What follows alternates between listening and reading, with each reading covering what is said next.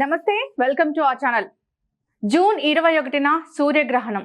మరి ఈ సూర్యగ్రహణం వల్ల ఏ రాశులకి ఎటువంటి ఫలితాలు కలగబోతాయి, ఎటువంటి ప్రభావం చూపించబోతుంది, సో దీనికి పరిహారాలు ఏంటి, సో జూన్ 21 సూర్యగ్రహణం గురించిన పూర్తి వివరాలు అడిగి తెలుసుకుందాం. ఈరోజు మనతో పాటు ఉన్నారు బ్రహ్మశ్రీ డాక్టర్ సన్నిధానం లక్ష్మీకాంత శర్మ గారు. నమస్కారం గురుగారు. దత్తార్పణం. జయ గురు దత్తాత్రేయ. గురువుగారు, జూన్ 21న సూర్యగ్రహణం ఏర్పడబోతుంది కదా, సో ఇది ప్రపంచం అంతా ఉంటుందా? భారతదేశం మీద దీని ప్రభావం ఏ విధంగా ఉండబోతుంది అంటారు?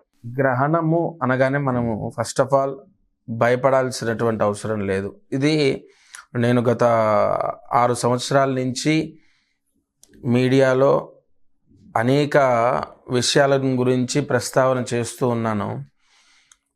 ఎప్పుడు గ్రహణం వచ్చినా నేను మొట్టమొదట వాడేటటువంటి మాట ఇదే. అంటే మనకు ఈ గ్రహణము అంటే ఎలా అంటే అమ్మా, ఫస్ట్ ఆఫ్ ఆల్ మనుషుల్లో ఒక భయం అనేది రావటము సహజమైపోయింది. నా భావన ఏంటంటే, నా ఆలోచన ఏంటంటే, ఇప్పుడు ప్రవచనము అనేటటువంటిది ఎలా ఉండాలి, మనం ఏదైనా మంచి మాట చెప్పడం ఎలా ఉండాలంటే, అది 10 మందికి ఎలాగో అలా ఒకటి ధైర్యాన్ని ఇవ్వాలి, లేదంటే ఒక లాభాన్ని ఇవ్వాలి, లేదంటే అతనిలో ఉన్నటువంటి చెడుని తొలగించాలి, లేదంటే అతనికి ఇది చేద్దాము, ఇది చేస్తే మా తల్లిదండ్రులకు నాకు పేరు ప్రఖ్యాతలు వస్తాయి అనేటటువంటి భావన మనసుకు కలగాలి. నేను ఏదైనా మాట్లాడితే అది నా స్వలాభం కోసం అంటూ ఎక్కడ ఉండదు. మీరు ఎక్కడ కూడా ఏ రోజు కూడా నేను మాట్లాడింది మీరు తీసి వినండి. ఫస్ట్ ఆఫ్ ఆల్ నేను ఒకటే చెప్తాను, మీరు నేను చెప్పే మాట వల్ల మీరు ఏం పొందుతారు అన్న విషయాన్ని తీసుకుంటే ధైర్యాన్ని పొందుతారు. 21 జూన్ 2020. అసలు ఈ 2020 అంటేనే మనకు నిజంగా మీకు తెలుసు, నేనేం ప్రత్యేకంగా చెప్పక్కర్లే. పొద్దున్న లేస్తే మనం రోజు చూస్తూనే ఉన్నాం ఎంతటి ఒక చీకటి ఎలా ఉంటుందో అలా 2020 అంటే మనం ఇవాళ అనుకోవాలి నిర్మోహమాటంగా. అవును గురువుగారు. అందులోనూ ఆదివారం నాడు ఈ సూర్యగ్రహణం వచ్చేసరికి అందరూ కూడా ఒక లేనిపోని అపోహలు అవ్వచ్చు, భయం అవ్వచ్చు, అనేక మంది అనేక రకాలుగా ప్రస్తావిస్తున్నారు. నేను మాత్రం ఒకటే చెప్తాను, గ్రహణం అంటే అదేమి విపత్తేం కాదు. మనకి ఈరోజు ఒక వ్యాధి వచ్చింది, ఆ వ్యాధితోని ఎంత ఇబ్బందులు, ఎంత విపత్తులు ఎదుర్కొంటున్నాం, దానికన్నా విపత్తు అయితే కాదు. అయితే ఇక్కడ ఈ సూర్యగ్రహణంలో కొన్ని నియమాలు పాటించాలి. ఎందుకంటే నియమాలు ఎందుకయ్యా అంటే, అది సూర్యగ్రహణమైనా చంద్రగ్రహణమైనా నియమాలు పాటించడం ఎందుకు అంటే, ఇప్పుడు మనం నిద్రించి ఉదయాన్నే లేవగానే ముఖాన్ని కడుక్కుంటాం. కడుక్కోపోతే నేను ఏమైనా చచ్చిపోతానా అంటే నువ్వేం చావు, కానీ నీ శరీరం అంతా కూడా మాల్యమైపోతుంది. ఈ గ్రహణము అన్నటువంటిది అది ఒక అశుభం లాంటిది.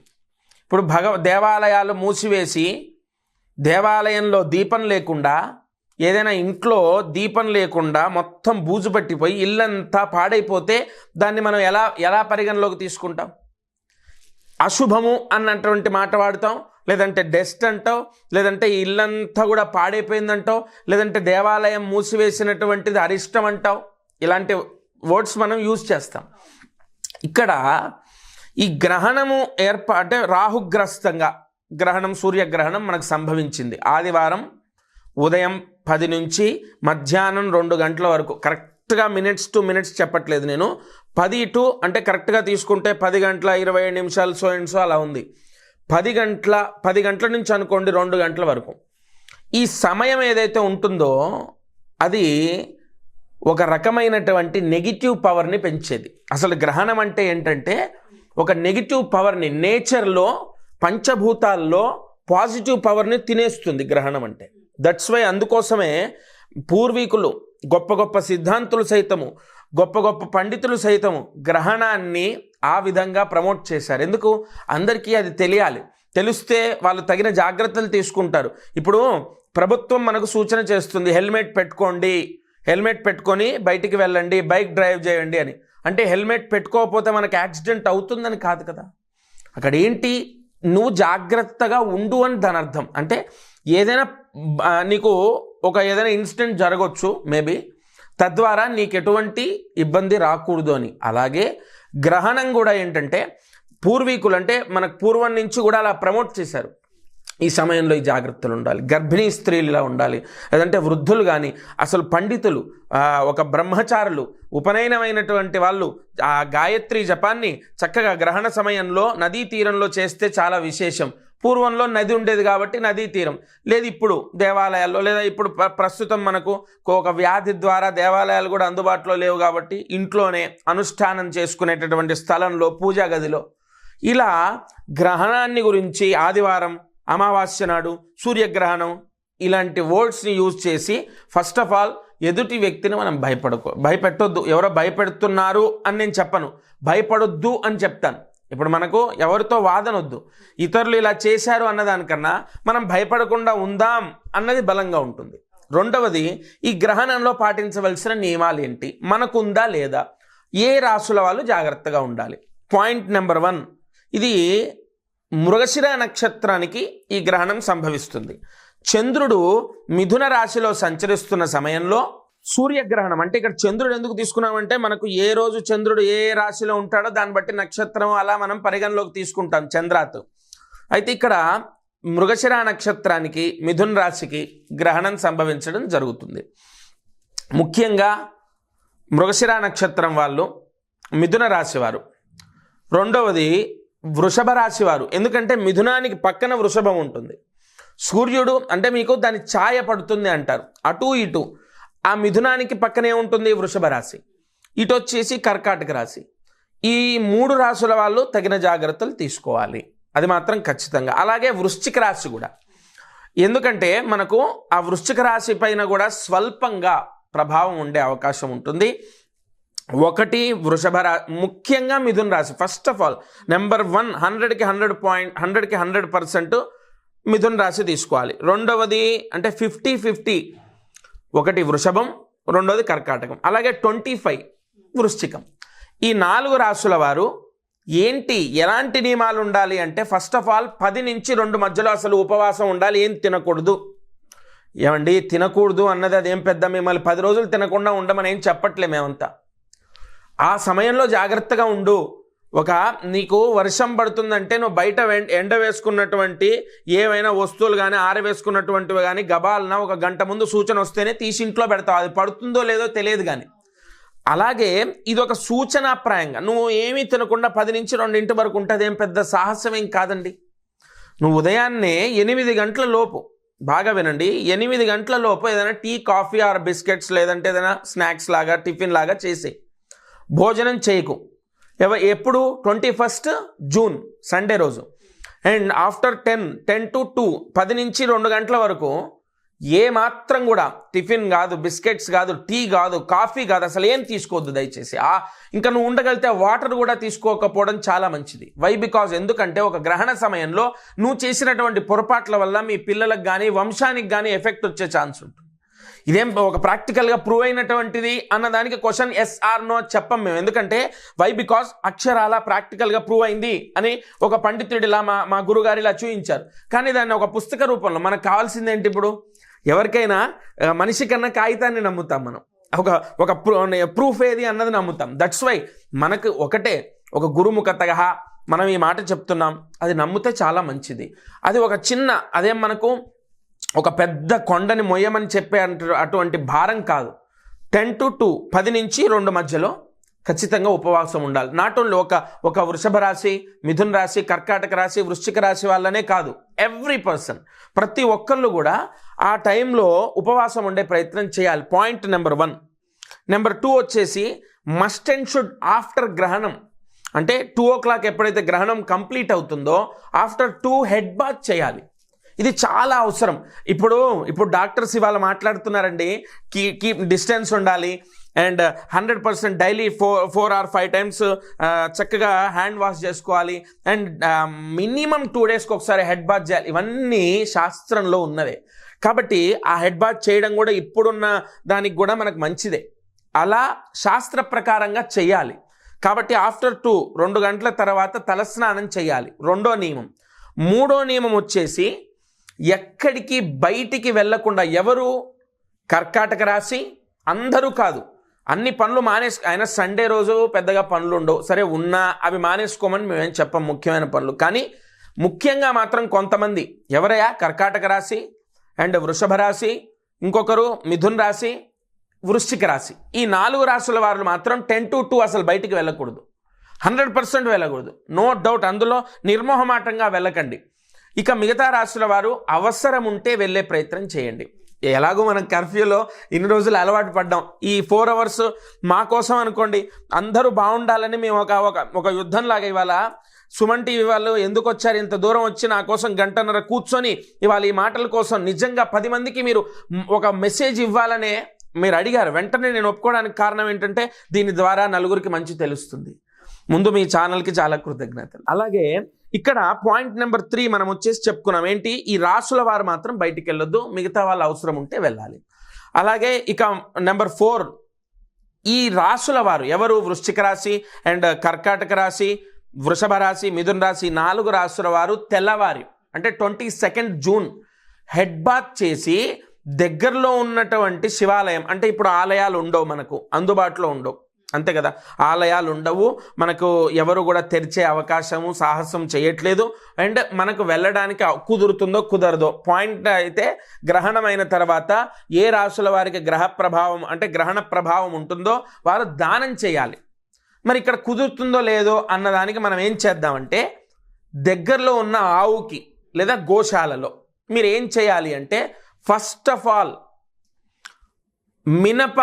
మినప గుండ్లు ఉంటాయి కదా, ఇవాళ నానబెట్టండి. 21 రోజు మీరు గ్రహణం రోజు మినుములు నానబెట్టాలి, బాగా ఎక్కువ క్వాంటిటీ ఆఫ్ వాటర్ పోసి ఒక 2 kgs ఆఫ్ మినుములు నానబెట్టి దాంట్లో బెల్లం కలపండి. ఎప్పుడు నానినటువంటి మినుముల్ని తీసి నీళ్ళంతా తీసేస్తాం కదా, మనం వాటర్ అంతా తీసేస్తాం కదా, అందులో బెల్లాన్ని కలపండి, ఆవుకి తినిపించాలి. ఒక బ్రాహ్మడు అంటే మీకు అందుబాటులో ఉంటారు, తెలిసే ఉంటుంది. మనం హిందూ ధర్మంలో ఎన్నో పూజా పునస్కారాలు చేసి వాళ్ళని సత్కరించడం మన ఆచారం. బ్రాహ్మణ్ణి పిలుచుకొని లేదా మీరు బ్రాహ్మడి దగ్గరికి వెళ్ళి 5 kgs ఆఫ్ రైస్ అండ్ 1 లేదా ½ kg, 1 kg కూడా కాదు, ½ kg ఆవు నెయ్యి, 5 kgs ఆఫ్ 5 కిలోల బియ్యము, ఒక ½ కిలో ఆవు నెయ్యి, ఇవి దానం చేస్తే గ్రహణము యొక్క ప్రభావము ఆ రాశులపైన ఉండదు. ఒకటి, మినుములు మనం ఏదైతే మనము నానబెట్టినటువంటి ఆ మినుములు బెల్లము తెల్లారి 22 రోజు తలస్నానం చేసి ఆవుకి తినిపించి, అదే రోజు 22 జూన్ 2020 ఆ రోజు అదే రోజు ఆవు గోశాలకు వెళ్ళి ఆవుకి నైవేద్యం ఇచ్చిన తర్వాత బ్రాహ్మడికి 5 కిలోల బియ్యం అండ్ ½ kg ఆవు నెయ్యి ఇంతవరకు దానం చేస్తే ఎనఫ్ సరిపోతుంది. అలాగే ఈ కొంతమంది గర్భిణీ స్త్రీలు ఏమంటే గురుగారు వీళ్ళు చాలా జాగ్రత్తగా ఉండాలా, లేదంటే కొన్ని భయాందోళనతో కూడా వాళ్ళు అడగడం కానీ మెసేజ్ కానీ మనకు చూస్తూనే ఉన్నాం. ఎంతోమంది ఎన్నో ప్రశ్నలు, ఒక క్వశ్చన్ మార్క్ అయిపోయింది. గర్భిణీ స్త్రీలు ఎవరైతే ప్రెగ్నెంట్గా ఉంటారో వారు 10 to 2 మధ్యలో హాయిగా నిద్రపోండి. నిద్రపోకపోతే అంటే నిద్ర మనం అనుకుంటే వస్తుందా అన్న క్వశ్చన్కి ఆ టైంలో ఏదో సినిమా చూడటమో లేదంటే ఆ టైంలో ఏదైనా మ్యూజిక్ వినటమో, అంటే ఈ ప్రపంచంతో సంబంధం లేకుండా ఇంకోటి ఏదైనా గబాలన మంచినీళ్ళు తాగేస్తారు మర్చిపోయి, లేదంటే హడావిడిగా ఏదో చిన్న పాప ఉంటుంది ఆల్రెడీ ఇంకో ప్రెగ్నెంట్, ఆల్రెడీ వాళ్ళకు 1 year పాప ఉంది, బయటికి ఉరుకుతుంది అనుకోండి, పరిగెత్తుతూ ఉంటుంది బయటికి, తనని తీసుకురావడానికి ఈమె బయటికి వెళ్ళింది అనుకోండి. అలాంటివి ఏవి జరగకుండా మీరు లోపల రూమ్లో 10 to 2 మధ్యలో ఏ మంచినీళ్ళు తీసుకోవద్దు, కాఫీ తాగొద్దు, టీ తాగొద్దు, దానికి ముందు తాగండి. దానికి ముందు 8 లోపే మీరు మెడిసిన్ డాక్టర్స్ చెప్పినవన్నీ విని చేయండి.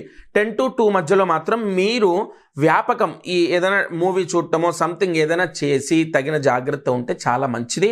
వాళ్ళు స్నానం కూడా చేయనవసరం లేదు. అంటే ఆఫ్టర్ గ్రహణం నేను చెప్పాను కదా తలస్నానం, అది కూడా వాళ్ళ శరీర సౌకర్యాన్ని బట్టి చేస్తే సరిపోతుంది. ఆరోగ్యాన్ని కాపాడుకోవడం అతి ముఖ్యం.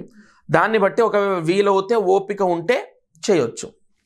అలాగే 21వ తారీఖు ఆదివారం సూర్యగ్రహణం భయంకరమైనటువంటిది, అనేక మందికి అనేక విపత్తులు తెస్తుంది అన్నటువంటిది మాత్రం అవాస్తవం. గ్రహణం అనేది ఎప్పుడైనా గ్రహణమే. దానివల్ల ఈ గ్రహణం చాలా ప్రభావం ఉంటుంది, ఈ గ్రహణం చాలా తక్కువ ప్రభావం ఉంటుంది అన్నది అది అవాస్తవం. ఒక గ్రహణం అర్ధగంట ఉంటుంది, ఒక గ్రహణం గంట ఉంటుంది, ఈ గ్రహణం 3 గంటలు ఉంది. అంతేగాని ఇంకా పండితులు, వేద పండితులు, మనకు ఉపాధ్యాయులు కానీ బ్రాహ్మణోత్తములు అందరూ కూడా చాలా సంతోషపడతారు. ఎందుకంటే ఈ సమయంలో జపం చేస్తూ ఉంటారు, వేదపారాయణ చేస్తారు, రుద్రపారాయణ చేస్తారు, గాయత్రి జపం, మూలమంత్ర అనుష్ఠానం చేస్తారు. వాళ్ళకి ఇంకా 3 గంటల సమయం వచ్చిందంటే చాలా ఆనందంతో అనుష్ఠానం చేసుకోవచ్చు. ఈ దేశాన్ని, ఈ రాష్ట్రాన్ని సంరక్షించాలి అని పండితులు సంకల్పం చెప్పి చేస్తారు. వాళ్ళందరికీ హృదయపూర్వక ధన్యవాదాలు. అలాగే అందరూ కూడా, ప్రతి ఒక్కరూ కూడా ఈ నియమాలు, ప్రత్యేకంగా వృషభ రాశి, మిథున రాశి, కర్కాటక రాశి, వృశ్చిక రాశి వాళ్ళు ఈ నియమాలు పాటిస్తే అసలు ఏ ఇబ్బందులు ఉండవు. అలాగే గ్రహణం అయిన తర్వాత ఆ రోజో మరునాడో ఆవు పంచకం ఉంటుంది కదా, నేను ఎలాగో చెప్పాను, ఆవు దగ్గరికి వెళ్ళండి, ఆవుకి ఆ మినుములు బెల్లము, నానబెట్టినటువంటి మినుములు బెల్లము తినిపించాక అక్కడ ఆవు పంచతం తెచ్చుకోండి, ఇల్లంతా చల్లండి. ఇక బ్రాహ్మణులకు వాళ్ళకు వీళ్ళకు తెలుసు, దర్భలు వేసుకోవడం కానీ ఆ నియమాలన్నీ తెలుసు, వాళ్ళకు కంగారేం లేదు. ఈ అందరూ కూడా తెలియని వాళ్ళు సైతము కూడా ఆవు పంచకం అనేది ఆ రోజో తెల్లవారో చల్లితే ఇల్లంతా శుద్ధవుతుంది. ఇవన్నీ కూడా ఆచారాలు, ఎక్కడో ఒక పుస్తకంలోనో ఒక లైబ్రరీలోనో ఉండేటటువంటివి కాదు. ఇవి గోల్డెన్ వర్డ్స్. ఇవి అనాదిగా ఎన్నో సంవత్సరాలుగా మన పూర్వీకులు మనకు అందించినటువంటి గొప్ప ఆచారాలు. వీటిని నమ్ముకుందాం, వీటిని కాపాడదాం. వీటి ద్వారా మీ పిల్లలు, మీరు సంస్కారవంతులు అవుతారు. అలాగే మీ వంశం తరిస్తుంది. ఈ గ్రహణ సమయాల్లో ఈ నియమాలు పాటిస్తే మీకు, ఈ రాష్ట్రానికి, అందరికీ మంచి జరుగుతుంది. వీలవుతే మీరు అన్నారే గురుగారు బ్రాహ్మణులు జపం చేసుకుంటారు, మరి మాలాంటి వాళ్ళు, మీరు రాగానే అడిగారు నన్ను, మరి మాలాంటి వాళ్ళు ఏదైనా చేసుకోవడానికి మంత్రం ఉంటుందా అని. నేను ఒక మంత్రాన్ని చెప్తాను ఇవాళ ఈ సుమన్ టీవీ ద్వారా అందరికీ ఆ మంత్రాన్ని అందిస్తాను. అది ప్రతి ఒక్కరు కూడా, పండితులు సైతం, పామరులు సైతం ఆ మంత్రాన్ని స్మరణ చేస్తే గ్రహణ సమయంలో ఆర్థిక సమస్యలు ఉండవు, మానసిక బాధలు ఉండవు, రోగ బాధలు విముక్తవుతాయి. ప్రతి ఒక్కరికి కూడా ఈ కష్టం ఉంది, బాధ ఉంది అన్నటువంటి వాళ్ళకు ఆ భగవంతుడు శ్రీరామ రక్షలాగా కాపాడుతాడు. అందరూ జాగ్రత్తగా మంత్రాన్ని రాసుకోండి. ఓం మిత్రరవి సూర్యభాను ఖగపూష హిరణ్యగర్భ మరీచి ఆదిత్య సవిత్రర్క భాస్కరేభ్యో నమః. ఓం మిత్రరవి సూర్యభాను ఖగపూష హిరణ్యగర్భ సవిత్రర్క భాస్కరేభ్యో నమః. ఓం మిత్రరవి సూర్యభాను ఖగపూష హిరణ్యగర్భ మరీచి ఆదిత్య సవిత్రర్క భాస్కరేభ్యో నమః. ఈ మంత్రం ఏంటంటే 12 ఆదిత్యుల యొక్క స్మరణ. 12 ఆదిత్యుల యొక్క స్మరణ గ్రహణ సమయంలో చేస్తే సూర్యగ్రహణం కావడం చేత అపారమైనటువంటి యోగాన్ని ఆ జీవి పొందుతాడన్నది సత్యం. జయ గురు Dattatreya. Thank you so much గురుగారు. చాలా చక్కటి సందేశాన్ని మాకు అందించారు. అంటే చాలా మందికి కూడా ఈ గ్రహణం గురించి అనేక సందేహాలు ఉన్నాయి. సో పరిష్కారం ఏంటి, ఎటువంటి మంత్రాన్ని జపించాలి, ఈ టైంలో ఎటువంటి దోషాలకి ఎటువంటి పరిష్కారాలు చేసుకోవాలని, పరిహారాలు చేసుకోవాలని కూడా చాలా మంది అనుకుంటూ ఉంటారు. వాళ్ళందరికీ కూడా చాలా చక్కటి సమాధానాన్ని అందించారండి. ధన్యవాదాలు. దత్తార్పణం. సో చూసారు కదండి, గ్రహణం అంటే ఏంటో, దానికి మనం ఎటువంటి పరిహారాలు చేసుకోవాలో ఖచ్చితంగా గురువుగారు చెప్పిన పాటించి చూడండి, అంతా మంచి జరుగుతుంది. ఇక మరో టాపిక్తో మళ్ళీ కలుద్దాం. ఈ వీడియో కనుక మీకు నచ్చినట్లయితే లైక్ చేయండి, షేర్ చేయండి. మరిన్ని ఇలాంటి ఇంట్రెస్టింగ్ అప్డేట్స్ కోసం మా ఛానల్ని తప్పక సబ్స్క్రైబ్ చేసుకోండి.